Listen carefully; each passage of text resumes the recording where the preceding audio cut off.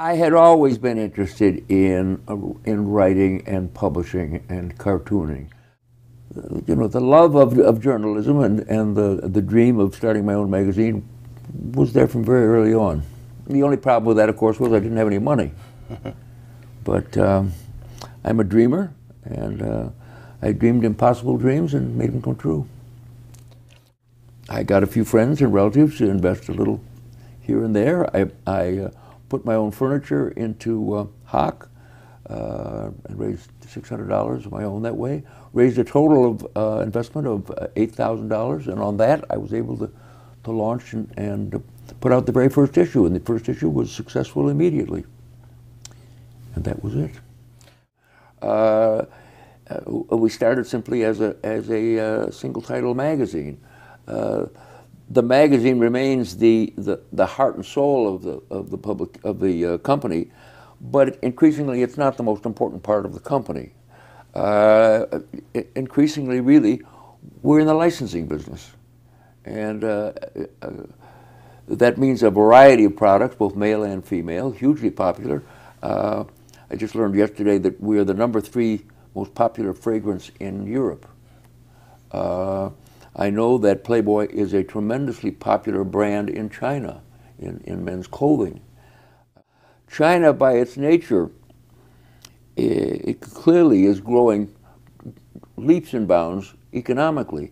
It really doesn't have, certainly there's no real evidence that it has any real political aspirations in terms of international involvement. So I think that it's difficult to imagine them replacing America in terms of that kind of political leadership.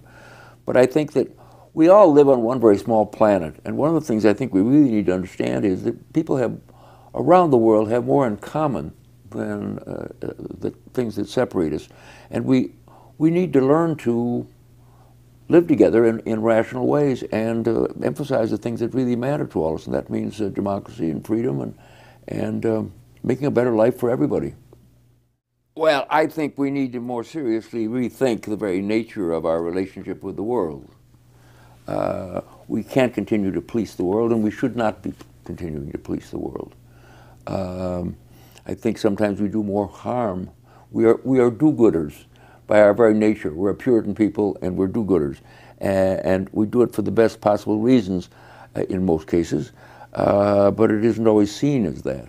And sometimes we do more harm than good. As far as I'm concerned, the last moral war that America was involved in is World War II. The rest was political foolishness. And I think we need to start taking care of business in a more serious way at home. I'm literally an 11th generation descendant of William Bradford, who came over on the Mayflower, was the first governor of the Massachusetts Bay Colony. So my Puritan roots go deep. I've never been a big gambler. I mean, I enjoy, you know, a game of cards. Gin rummy is my favorite game. I play backgammon. Backgammon is probably my favorite game. In terms of casino gaming, I've been on both sides of the wheel, and I think that the gaming side is the better side. That's how we build the hotels. But I think that it's a human experience that adds zest to life, and I believe in going through life with some style, and a game is part of it.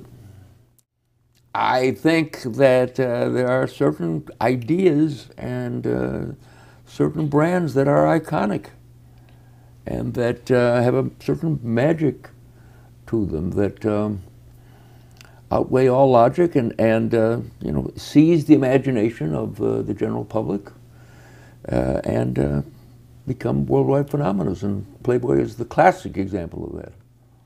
Starting with absolutely nothing and changing the very nature of society. Remarkable.